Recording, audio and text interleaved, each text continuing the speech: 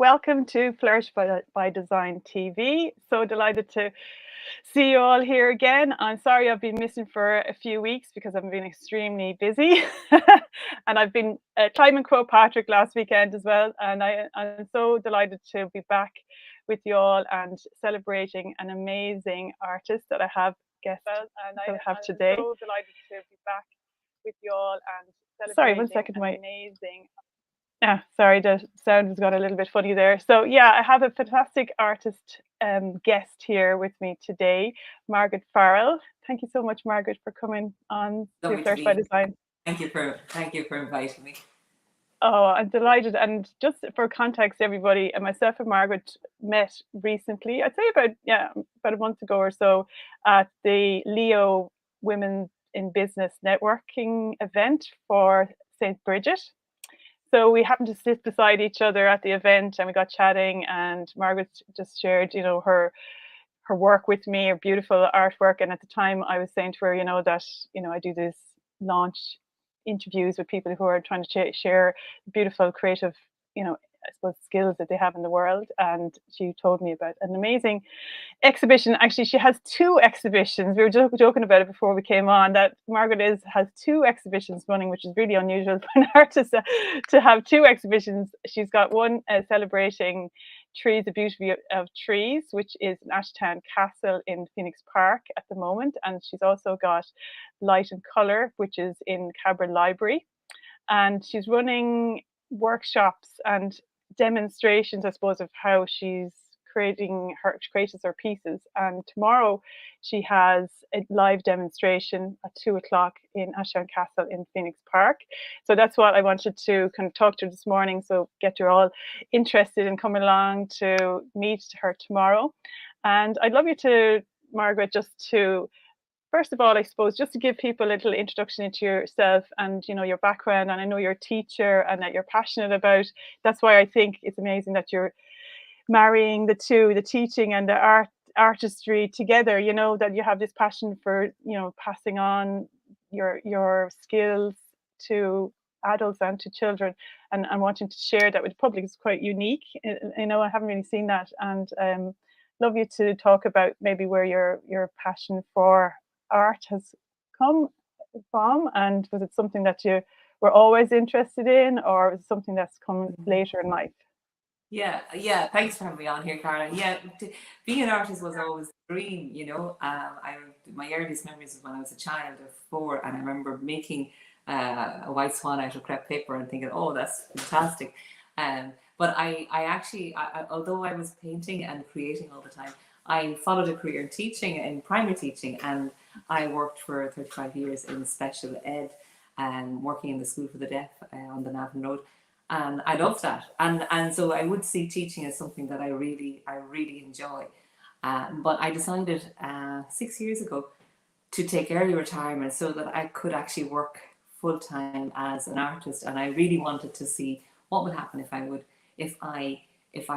I really put art center stage and actually devoted some time to it and see where that would bring me. So now I see myself as an artist, but also I really enjoy that whole encouraging other people and children to explore their creativity and see where that might lead them. I love that. You're, I suppose, encouraging people to go on that journey that you've gone on. And where did I suppose, inspiration for, your passion for nature, because everything is nature based. You're a seascape and landscape artist, you describe yourself as, and you do bespoke work.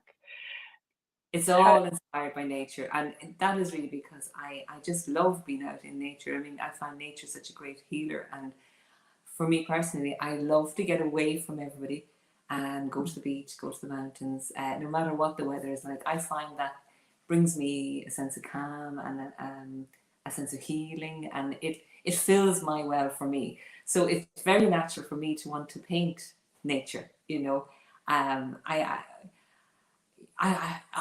Ireland is just wonderful for it. The west coast of Ireland particularly is a great source of inspiration because we have the most fantastic skies. The clouds are so dramatic and the light is amazing.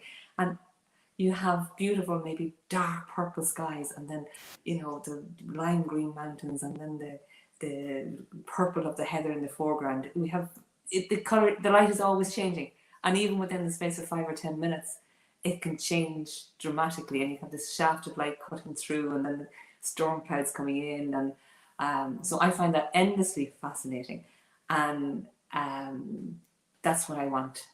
I want to paint, you know, and I suppose there's a part of me that is touched by nature, and then I want to capture it and paint, and hopefully other people then respond to it, and they can see the beauty of that particular wild stormy day, or the craggy mountainside, or an old narrow tree twisted and twisted by the wind, and how it has hung on there for years. These are the things that I'm really want to draw and paint.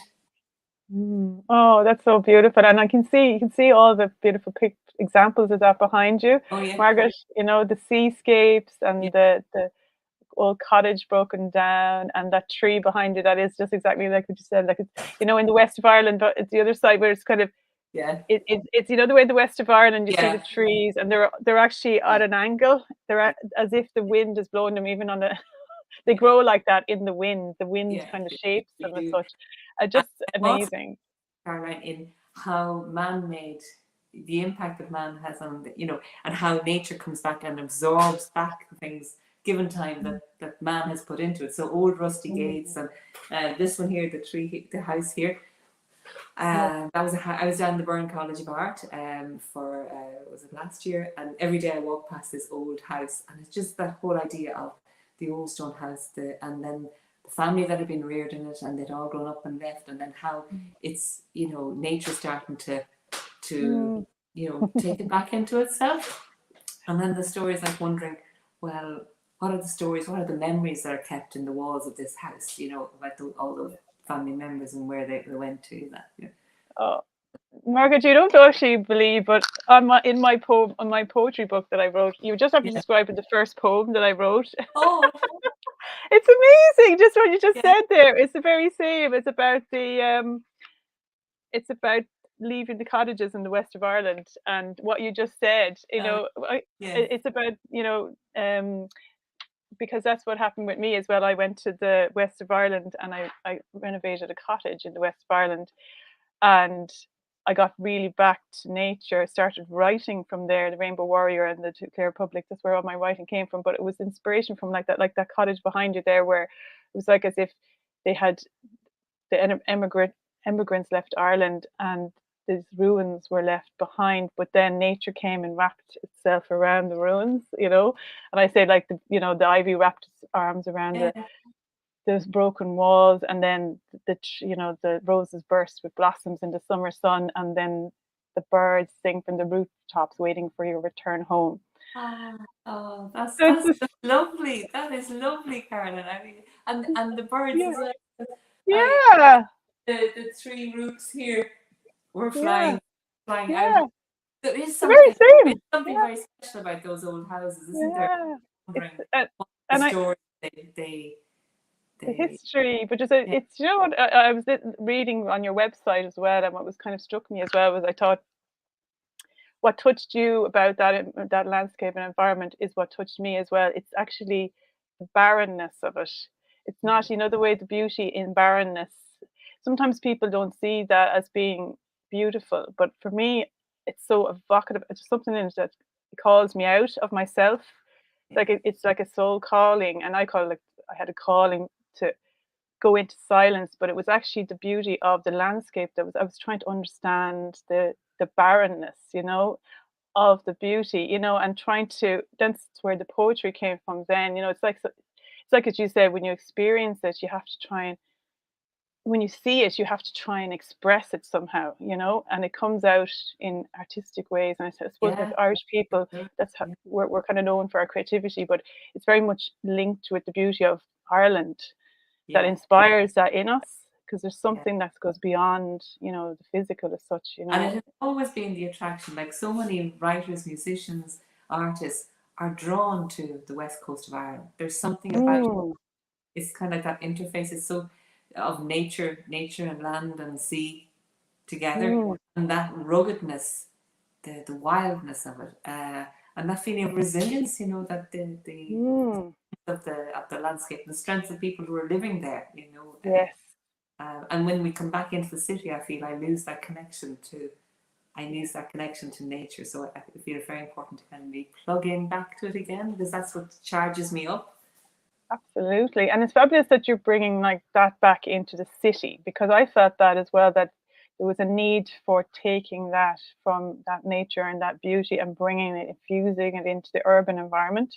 So the fact that, you know, you've taken that inspiration from the landscapes and what you see as being beautiful, painting that, and then, you know, having your exhibitions in the heart of Dublin City, you know, it's amazing, because then you're making it accessible for people that maybe can't travel, you know, don't have the freedom or maybe don't have the resources to go outside of Dublin City, that they can actually, you're bringing it to them, you know, you're infusing and injecting it into the community, you know.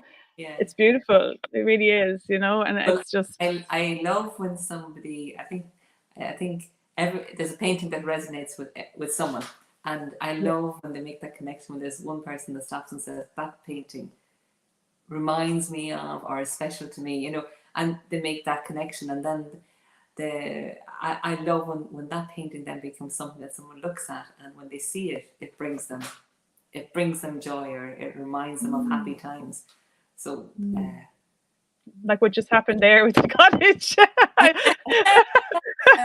Yeah, you know, like it's something, it's like, you know, it's meant to be nearly, there's something there that's there's a connection. Yeah, you know, like I suppose anything that you produce from the soul goes heart to heart, soul to soul, you know, it connects on that level with somebody, you know. So it's like, I suppose it's also about emotions, isn't it? I think for Irish people, sometimes we find it difficult to express our emotions honestly.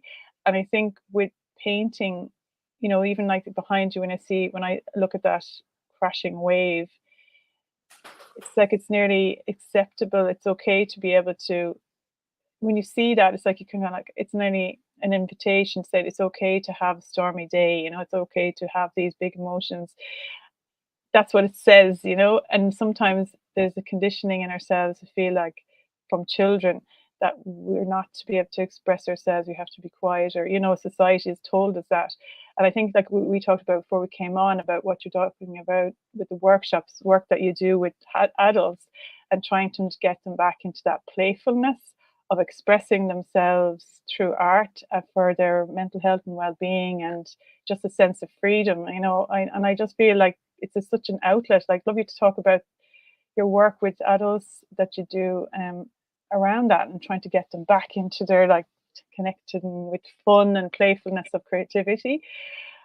I think that children are naturally very creative. They just engage with the materials, and they have this natural creativity, and you just let them off. You just give them the materials and let them find what they want to do with it. But somewhere along the way, I think, as we grow older, and maybe it's conditioned by society or whatever, we damp down that inner creative child, and we can lose it. And I think that's a huge loss. I think the whole thing of making anything, whether it be knitting or baking or writing a song, or that whole thing of creating, we are creative beings. We're actually meant to make things, and we get great satisfaction out of making things. Now, I suppose our modern society can mass produce things that are of maybe a much higher standard than we feel we can make, and that we kind of pull back from it. But actually the process of creating, of making something, brings us joy, brings us contentment, and it helps us to go into that kind of inner, that flow. So when I'm doing the workshops, it's about experimenting and exploring and enjoying the whole process, and a kind of a playfulness. So the one that I do for acrylic with adults, we try out all the techniques that would be, we would paint with sponges, paint with our fingers, paint with feathers. One great exercise is painting with a balloon, which actually, Wow. It's such a simple thing. You put out a couple of blobs of different color paint, and you get a balloon, and you literally bounce the balloon in the paint and then bounce on a piece of paper. But you end up with these gorgeous petal-like, Wow. and then when you bounce the balloon then back in and picks up a different color, you know, you might have red, yellow, and blue, and then next time it turns into a bit of an orange, and you put that on top. But you make these gorgeous patterns. But the actual thing of bouncing the balloon is just very free and very relaxing. So what I do in the workshop is I explore a whole load of different techniques. I say, okay, we'll use the sponges here, and this is I use this technique when I'm doing foliage, or if I want to do some clouds or that, or using the feather. Oh, I'll take this idea and I might use it then if I'm doing grasses or putting in texture in an old building, or and then the palette knife, and show different ways that we can use the palette knife. So creating all this texture. And then it's kind of like, okay, now you have a toolbox of all these different ideas and these different ways you can make marks, and you go off now and try them out yourself in paintings and see where does that bring you. So it's about encouraging people to find their own way, to find their own artistic voice, rather than saying, okay, now you're all going to start off here, do a blue background, put in this line of horizon, put in these trees, and at the end of it, we'll all have 10 paintings exact same. I want to get people to explore their own creativity and find their own artistic voice. Oh, I love that. That's amazing. You know, finding your own artistic voice. That's fabulous, because like that again, you know, you're celebrating the uniqueness. You know, I'm always talking about this. How do we get back to our uniqueness? Because we're in this world of, you know, mass produced products as such. And sometimes we feel then like we have to be like that, a mass produced product, and we need to be like, all the messages are, you know, have to be a certain way, need to try and fit in. But actually the opposite is true, that we only fit in when we enter into our uniqueness and celebrate our uniqueness. Then when we feel we're enjoying life, I feel, if not, I think we feel separate from that. And I think we need to embrace like what makes the joy is really the gateway to that. And how do we, what do we enjoy is really the gateway to who we are, you know, because we're always ourselves when we're in joy, you know. And I love that, because you're just opening the door to say, like, I suppose it even the idea of like, I mean, I'm a creative, and I've never done that with a balloon. I've never used a balloon. I didn't know about it either until I saw it. You know, And that's then an I tried amazing it. idea. Oh, that's lovely. And then it's kind of saying, it makes that kind of a mark. Well, how could I use that mark somewhere? You know, use things like bubble wrap or scrunch up a piece of paper, and that'll give you a different kind of an effect. You know, so it's about trying them out and then saying, I wonder, that looks like that, and how would I use that? And the whole thing too about coming to a painting too as well, there's all the different elements, as you know, like there's the composition, which is really so important, and then there's color, and I'm fascinated by color, and then there's also the energy that you put the paint on with. So that's something I talk about, like, you know, a painting that's lovely and calm, like the one up here. The way of putting I would have used bigger brushes and really easy, slow strokes, and I would have blended them in very gently. Whereas then when you come to a painting like this here, this has energy in it, because I actually would have put the paint on a different way. And sometimes it might be getting a toothbrush and spattering it, or it might be with getting the palette knife and kind of shoveling up the paint and putting it on and smoothing it and being very, there'd be a lot more energy and force in the way I put the paint on.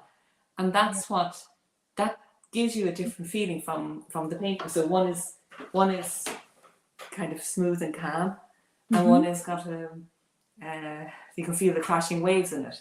Oh, I love that, because like, it's not just the paint, it's the energy, and then that comes across then to the viewer like that. You're you know, if you want to get in touch with your emotions, then you're kind of helping people bring that out in themselves. You know, it's like listening to music. You know, sometimes it's hard to, even if you want to, if you're trying to cry and you can't cry, sometimes listen to music, it brings it out of you, and then you feel better after it.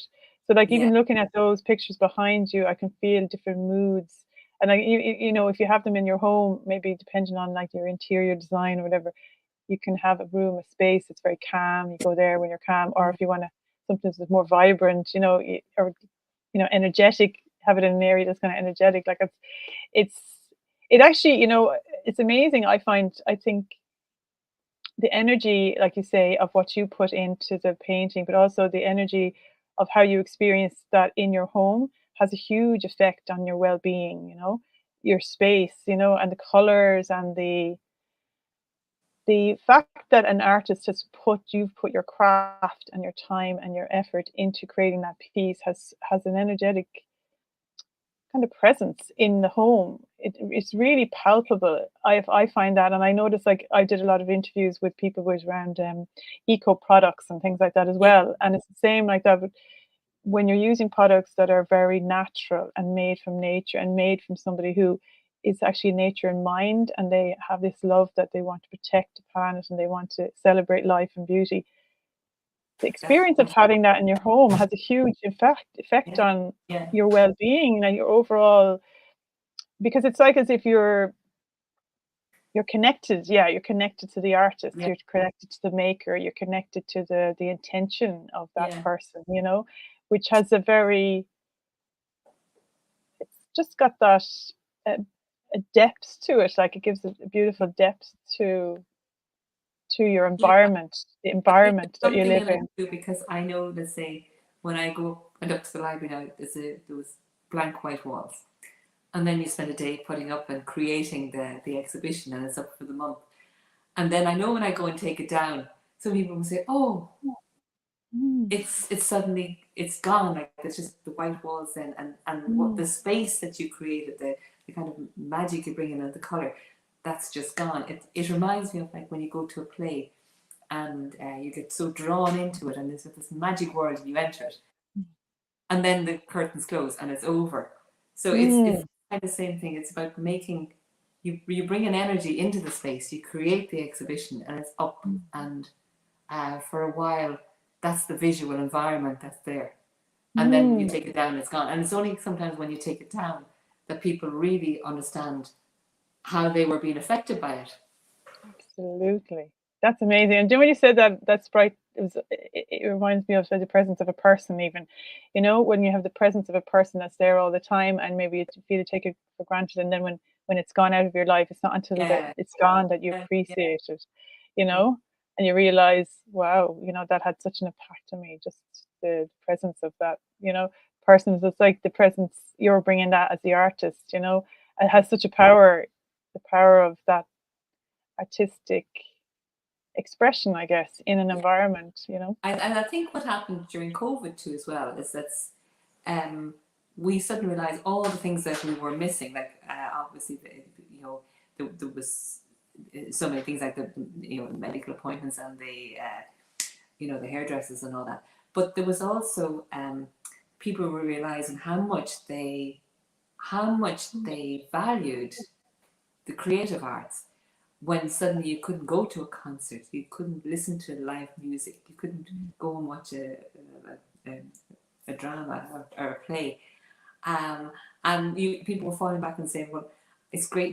We have good books, good literature to read," and I remember when we went back to exhibit in Malahide after a period of a couple of months when we hadn't been out there. So many people walked by and said, "Oh, it's just lovely to see the colour back on the railings again." So Yes. the arts world, the great books, the poetry, the music, the drama, all of that nourishes the soul and lifts us up. We need okay, all the other things in life, the functional part, but Mm, we really also need that other bit that nourishes the soul, that lifts us out. And especially when times are tough, that's nearly when mm. we need it more. Yeah, that's what we fall back on most of all. I think, when everything else seems hopeless, it gives us hope, doesn't it? Yeah, yeah. It just feels, and it's reminding ourselves of the beauty of life, that Mm. there's still beauty even though things are difficult. And I suppose the endless beauty, I call it the endless beauty of Ireland, that it's just endlessly beautiful because of the seasons and the weather and the changes, and every day is different, and the light is always changing, and it's a bit like women, like we're always changing, like the weather, and the different, but the rhythm of that, such a rhythm, that, you know, the seasons, no matter what happens, the spring is going to come, you know, no matter what, like the winter's always going to end, you know, there's always going to be the spring is around the corner. That no matter how hard this winter was, it's never going to stop the spring from coming, you know? So it's like that hope, isn't it? Like a light, Yeah, you and the know, dark following that. hour before the dawn, that there's that sense that, you know, Yeah. and nature is so cyclical, you know, you can see that there, and there's a Mm, period of resting. There's when the ground, when the seeds are dormant on the ground, and then that they come to life, and then the new growth comes again, and that's very, you know, that's very uplifting. And then there's the mm, time season of the harvest, and then there's the mm, natural resting time of the winter time. mm. Yeah, and for you, Margaret, with your exhibitions that you have at the moment, I know there's themes. So you've got the trees, you know, the beauty of trees. Can you talk about where the inspiration for that and when did you paint Well, that? that part, yeah. Because as I said, I've always been inspired by the West Coast, and that had been a Yeah, huge part of work before that. And then during lockdown, during the 5K, I couldn't travel to the west of Ireland, but I'm really fortunate that we live on the we live right beside the Phoenix Park. I can see the trees from my back garden, so that was within our 5K. So then you know, was like everybody else in the parish, we were walking in the Phoenix Park every day. But there's the most magnificent old trees in the park. Some of them are 300 years old, and Mark McGurk from the head guide in the Ashtown Castle was telling us along the historic avenue. But mm, I love those trees that have been hit by lightning or that are gnarled and twisted. And there's something about how they have endured and mm, survived. And there's a resilience yeah, about them that I love. And I mean, I've always loved trees. I mean, I'd love to go up and give them a hug and that. yeah. One of my friends was doing a kind of a project, a spiritual based project, and for that she was asked a few people to go and pick their favorite tree and go Mm, up to it every week and sit under it and either journal or draw or meditate or whatever. So I mhm, picked a beautiful old tree. It took me ages to decide one because there's such a fabulous selection of trees in the Phoenix Park. But I settled on one that's in Farmley. I think it's about 200 years old. It's an old sycamore, and it's on the avenue just in front of the house. And I spent my time up there underneath that, sketching and journaling, and just thinking about that tree and all. I mean, that tree would have been alive in the famine years, and then all the mm, changes that we've seen through the famine years in the penal times, and the Guinness family, and then all the dignitaries that would have walked past that tree. You know, all our presidents and President Obama and the Queen, and all the changes that that tree would have quietly been there for, yeah. and feeling that connection to the tree, you know. And there's also this thing about all, like, what we see is this, on the top of the tree is we see the trunk and we see the branches and the leaves, but there is equally as much under the ground, and then there's all this wood web that connects all the trees together in the forest, and the scientists are Mm, saying they can transmit different messages to one another now, so that you know, and they can pass there's just a whole world there of the connectedness between trees that we don't really fully understand. mm, But there is a great sense that how much we need them in our environment, and how much they enhance it visually, and how important they are for our well-being. So I started painting different trees in the park, and we had some lovely weather during lockdown. So I went out and mm. painted outside Ashtown Castle, and I painted in Farmley and outside the tea rooms, and from that came this body of work, and it's hanging out at the moment and is celebrating trees in all their glory, and is coming up to the National Tree Week. So it's very nice to have Oh, that there, and maybe just raise awareness about how important trees are and how beautiful they are in our landscape, and how much poorer we'd be if trees are taken away. yeah. That's beautiful. Oh, I love that story. And actually, you know, I suppose in Celtic spirituality as well, the tree of life, you know, and I think Yeah, getting something really people there's a renaissance of that understanding of that coming across the world now, which I love to see, which is very Celtic, and Yeah. the understanding of it, yeah, as a symbol. What does Yeah. it mean? Yeah. Yeah. You Yeah. know, Yeah. the witnessing. I love that what you're saying, like the witness. It's witnessed the centuries passing, and it still stayed the same, Yeah. and it's just kept growing, and like it's a symbol of wisdom, really, for me. I would think a tree, it's just the layers each year, it builds another layer around itself and gets stronger through everything, and keeps standing there, and it's like nearly like a family member or something, that's always there no matter what happens. Like it's always standing tall, and you can rest underneath it. That Yes. idea. And then how much life they support, and then also thinking about the people who planted those trees knew that they'd Mm, never see them yes. grown like that.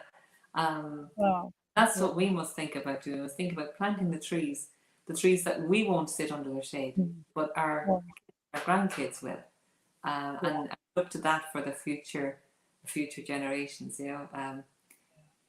And there was another painting series I did, and it's on in the exhibition. And a friend of mine had a gorgeous tree in her garden, and it was diseased and needed to be chopped down. So she commissioned me to do a painting from it. So I spent a couple of days under the shade of the tree, sketching it and drawing it and that. Mhm. And I did a series from it, and she picked her favorite. But that series is on display in the Phoenix Park, and I've taken the same tree and I've imagined it in different contexts. Mm. And when I went back to give her the painting, the tree had already been chopped down, and there's a beautiful rose bush now apparently planted in the stump, so it's generating new life again. But I like to think that tree was kind of immortalized through the paintings. Yeah. Margaret, you don't believe that a lot of the words you're saying to me are like words from my poetry book. No 'Cause way, no way. Have you well, done it yeah, before? it's actually it's amazing how you're tipping on. It's like as if you're saying lines out of the poems that I've Yeah, written. yeah, Because I talk about they have an oak tree poem about an oak tree as well, and the rose bushes, bursting out of I suppose where we think that life will never grow again. It actually they just emerge. But I think that's just it's so fabulous to celebrate all of that, though, and especially I think your exhibition that it came out of COVID, it came out of again the dark times, yeah, that you're showing a body of work that came from a time that maybe was a very difficult time, but what can come from that when you can embrace what's around you in your own locality, in your sometimes we feel, especially sometimes as Irish people as well, that things are better further afield, but what's on our doorstep, can we see what's beautiful around us? It's a great. yeah. That was one thing that really came out of COVID, wasn't people began to Yeah. celebrate their own locality, their own community, and Mm, realize that the local shops, the local sports centres, all that was really important when you can't travel further and you begin to look back. But that was good too, as well, because then it strengthened those mm, local ties, which I think were mm, really important. Um, and for me, then during COVID, I felt very lucky in that as an artist or a creative person, you're naturally very reflective. So you naturally spend a lot of time by yourself. So mm. that didn't impact on me the way it would have impacted on other people. But what it did mean that was all my exhibitions were cancelled. I Mm. was Yeah. in the middle of having one in the library, and then we got the notice that, oh, schools they're closing. They say they're closing for 2 weeks. Wow, so and then I say, will I take the paintings down or will I just leave them up? But I did take them down, and then I was supposed to have an exhibition in Ashtown Castle. Hmm. That was cancelled, of course. So all I could do, I said, was I'll just keep painting. I'll just keep painting, painting, Mm. painting, and then hopefully at the end, when it's all over, I can have a few exhibitions. So that's how I ended up. I have a big body of work, but I'm ready now to exhibit Yeah. and show them. So Coming out, that's why you have two exhibitions running at the same time. You have so much work. it's time to sell a few, I think. Yeah. And I'd love to talk about the work that you have with the light and color. That's in Cabra. Yeah. That's a different. theme, I suppose. And was that did that work come from COVID as well, or was that? Well, no, basically that is everything that's not a tree. That was how I divided them up, you know, and I tried to think of a title. So Yeah. in that exhibition, I've got loads of seascapes, some like the one here, the seagulls and waves, and that. Loads of landscapes, you know, all inspired by the West Coast, and a few floral ones, you know, wildflower meadows and that. And then I also have some abstracts where I'm just exploring color and texture. And really, the common thread in all of that is that I love light and I love color, and I'm all the time just experimenting and seeing, well, what colors look well together, and different harmonies, and different ways of putting the paint on. I usually start with a ground of a mid color, maybe a pink or an orange or yellow or a purple, and as soon as that's dry, I put another layer on top and another layer on top. So I'm experimenting with ways of putting the paint on, whether it be with a palette knife or with brushes, or the last few I did recently, I'm experimenting with putting on the transparent washes. You know, I've kind of discovered that different acrylic paints, some of them are very transparent, and you can put a layer on pure and water down. Then as soon as it's dry, put another layer on and another layer, and it gives you this kind of really delicate, like watercolor effect, and it's kind of like glazing. So I've been trying out those techniques, and then with the palette knife, trying out the different textures, and you know, textures for the bark, or textures for waves or clouds, or so it's really just trying out lots of different things.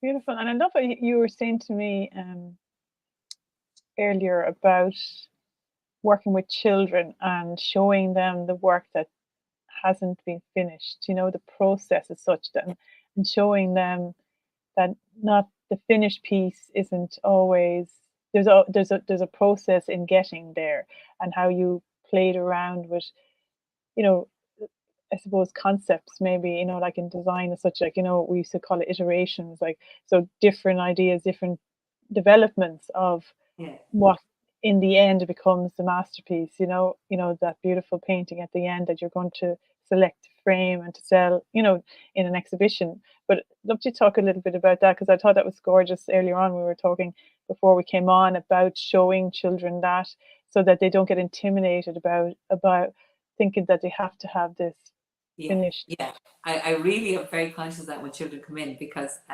I'm trying to find a copybook of my drawings when I was 10. And I'd love if I could find that in the attic, because I feel I want to show children, look, when I was 10, this is the way my drawing was. And I've been practicing it for 40 years. So, you know, if you just love art, just keep doing it and keep trying it out, and don't worry about how it looks like. And so for that reason too as well, I would bring along all my practice pieces and show them, and you know, they can say, well, I could do that, and that's exactly what I want you to feel. Yes, you could do that. At the end of a session, when I have leftover paint, I'll take a piece of paper, and then I treat myself to kind of 5 minutes just to play, and I just scrape off the paint and I just spread it out whatever way I want to, any color, any pattern, whatever, and then I just leave it to one side. And the next day I might come in and say, oh my gosh, if I turn that up the other way and I put in a few clouds and put a line, oh my gosh, that's going to, wow, that can turn into something else. But this is my free play time at the start. And also, if I haven't been painting for a while, I find it's like anything, you just get more uptight, or you know, your muscles are, you're not in you're not in the mental framework for painting. And especially if you've been spending a lot of time on the computer, I find that really makes me, I find it hard to switch back then into the creative mode. So what I do in the case, I go up to the studio and I'll take just the acrylic paper, and I put out random 4 colors, you know, and I just mix a few colors there, and then I put on nice music. There's kind of instrumental music I love to listen to, and I just spend 10, 15, 20 minutes, just no particular purpose at all, just moving the paint around on the paper. And because the paper is a lot cheaper than the canvas, you can just do that. Yes. Put it away, then start. And there might be 5 or 6 of these in before I'll suddenly look in the studio and say, I look at a painting that I've started and say, okay, yeah, now I know what I can do with that one, and I'll take that down. But I need that process of a kind. It's like a warm up. I mean, if you were playing sports, you do a few stretches or a few warm ups beforehand, and that's my warm up. Is my way of getting into the creative mode again. Yeah, that's so important to highlight, Margaret, because I noticed that, and in lecturing as well with design students, being aware that we have to get into different states. There's different states of mind. The alpha state and the beta state, and the different states that our mind needs to relax before we can be creative and get into that Yeah, flow. So it's like we have to let go of that control and tightness, like you say. We're in the world, we have to do this, we should do that. We're being told, we have the deadlines, or we have commitments, or we have, all of us at different ages have that. But it's still, there is a transition into that, freeing yourself, trying to consciously put yourself into that state, yeah, and to try and, like, that there's maybe, like, whether it's music, or for myself as well, as a designer as well, it's a really, you have to be very conscious of that, because at the start of a project, it's the understanding. So you're trying to learn about the problem that you're trying to solve. So you're learning, learning, learning, learning. So yeah, it's kind of very mind based. Then you have to let go of the learning, and you have to just allow the solution to pop up, yeah, and that's the kind of creative part of it, where you're trying to solve the problem, but you need to get into the flow state. So often, like, you need to have quiet time for that.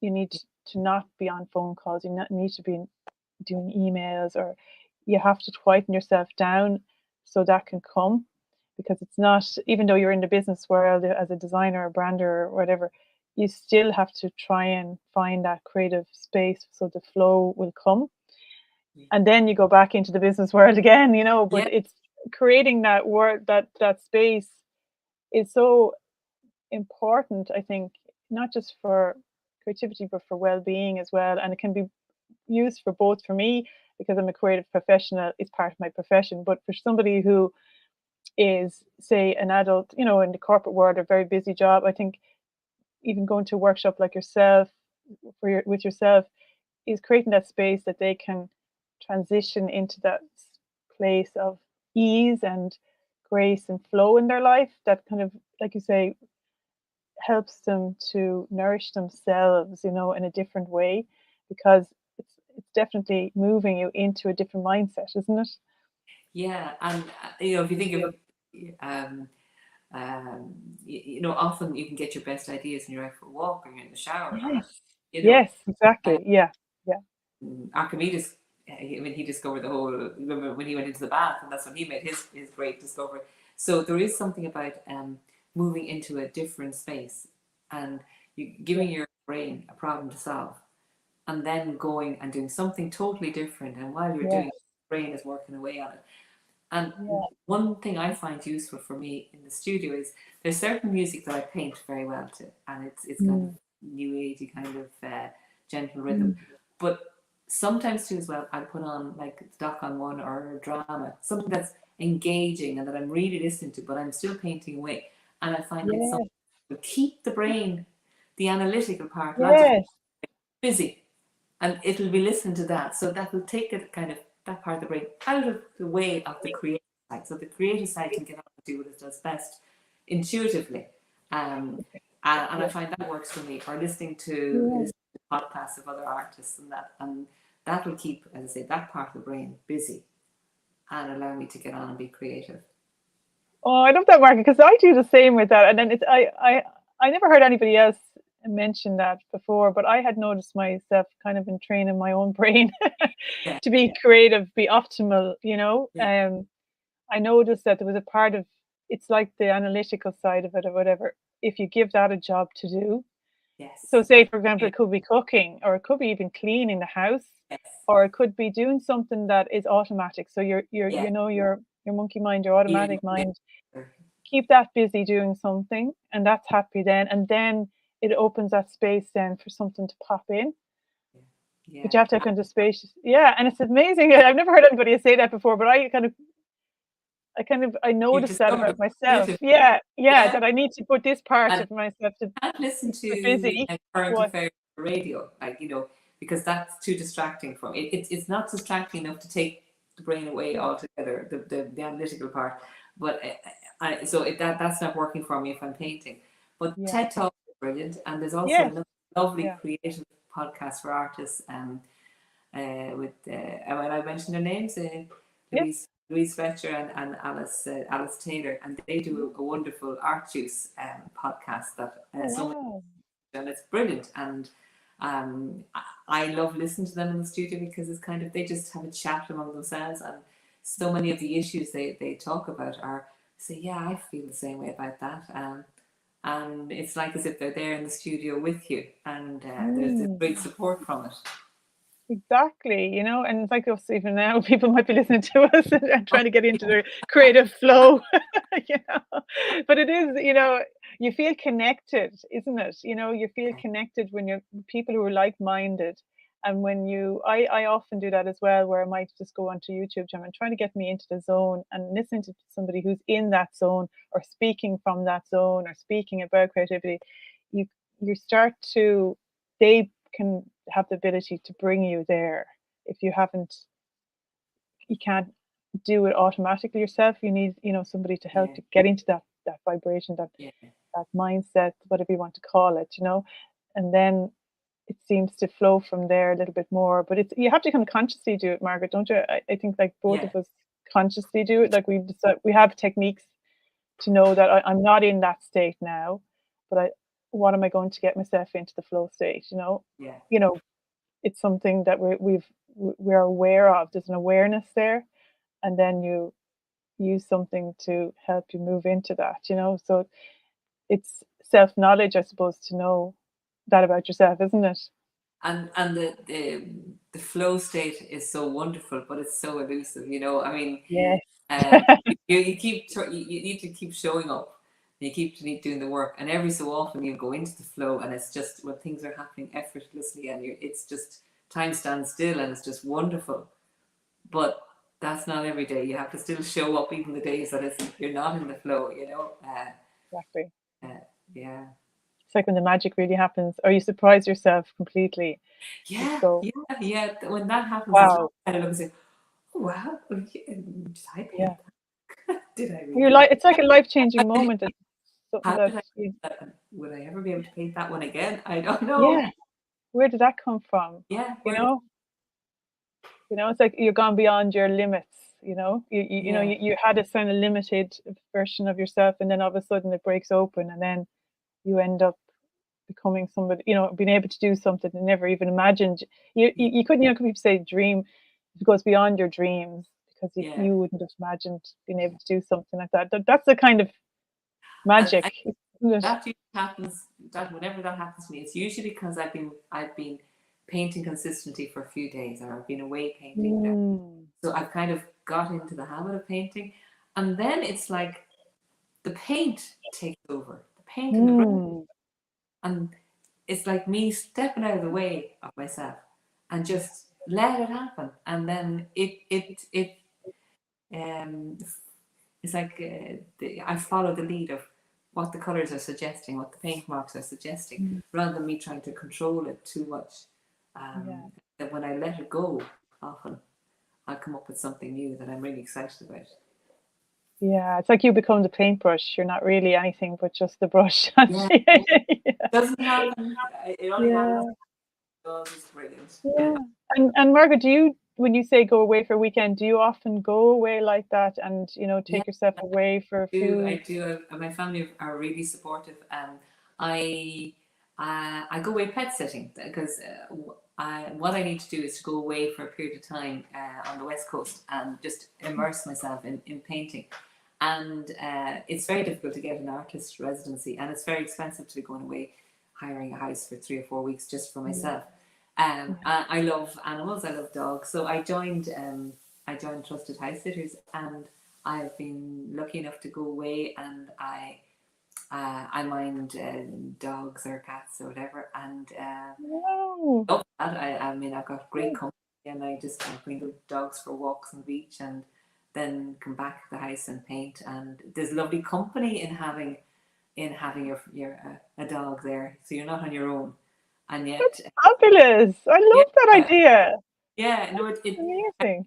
for anybody who's creative and they want to go away to write a book or to compose music around that, I think and then if they love animals, then I think it's a real win-win situation, you know. And for the families, they know that there'll be somebody there with their pet keeping an eye on them all the time, and they'll have company, and they don't have to put them into kennels or cattery. Yeah. Oh, wow. And I can go somewhere where it's close to the beach or close to the mountains and get loads of inspiration. Yeah. So I love that idea. I'm just back from Dingle. I was pet sitting a gorgeous collie down there. Really beautiful, beautiful animal. So affectionate and just gorgeous. And went for long walks on the beach in Dingle every day, and came back and painted and took photographs, and it was wonderful. I've never heard of that before, and because that's something in our and my pets, it's a dilemma. We nearly get family to come up and find them first when we go, because they don't settle well, you know. And it's the idea of putting them in that cause them a lot of stress and anxiety when you take them out of their environment, you know. So, you know, the idea of the fact that you can help an artist as well, maybe, you know, well, as well. That's a different reason. I mean, there's people want to travel. I mean, it's a worldwide organization. You could go to America, Australia, and that. So a lot of young people do it as well. That's a great idea. Or you could go to cities or that. I'm just attracted to places on the West Coast, because that's, you know, and I can drive down with all my paints and be there. Whereas if I was to go to Spain or that, I wouldn't be able to bring my paints with me. So but I think it's a wonderful idea, and if it suits you, it's a great opportunity, and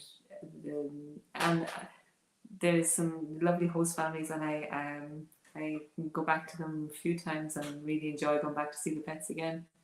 Lovely. That's gorgeous. Because I was actually talking to somebody recently, a friend of mine, and she's looking for a residency, and I just think it's a lovely opportunity, another avenue to, I suppose it's just creating a space for yourself, isn't it? That you can just do your art and not to have the normal responsibilities that usually pull you away from that, getting into that flow and really immerse yourself into the expression of, you know, whatever wants to come through you. Like that's fabulous, but you need that space and that time sometimes, don't you, away from breaking, because you know the way, like if you're in that zone and then all of a sudden somebody's at the door, or you have to go do the shopping, or you have to do, you know, it breaks the flow.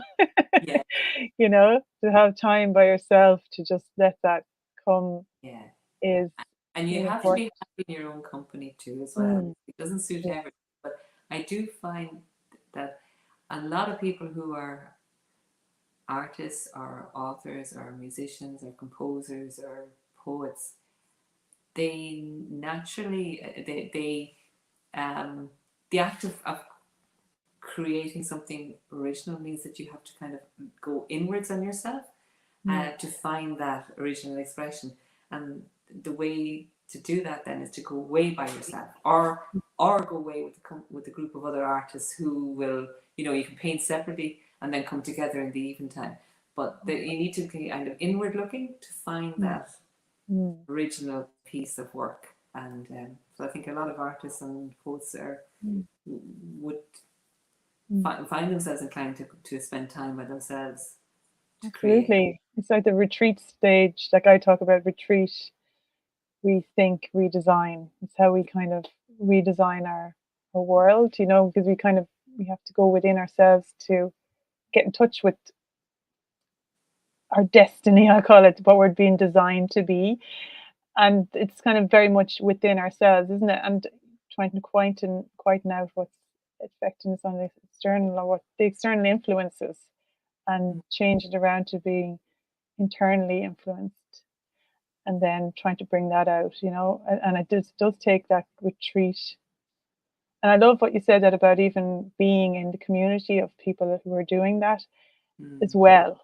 There's something in that as well, isn't there? I think being connected. Yeah, I feel that just it's like it reinforces it in yourself, or just I think it gives you a sense that I think it's also what happens when you're in relationship with other creatives. Something emerges, like even today when you're talking, like the words that you were saying, I was like, my, they're my poems. There's something that's like nearly beyond us, we don't understand. That it's there's like being brought together for a reason. You don't know Yeah, why, but there's yeah. some magic I there think that I'd love seems to to see be more poems and see the words to see what would that inspire, you know? yeah, and like that's it. We inspire each other. Like you inspire me, I'd inspire you. The conversations that come out, I always find afterwards. It's not even in the moment. Sometimes it's afterwards you get loads of inspiration.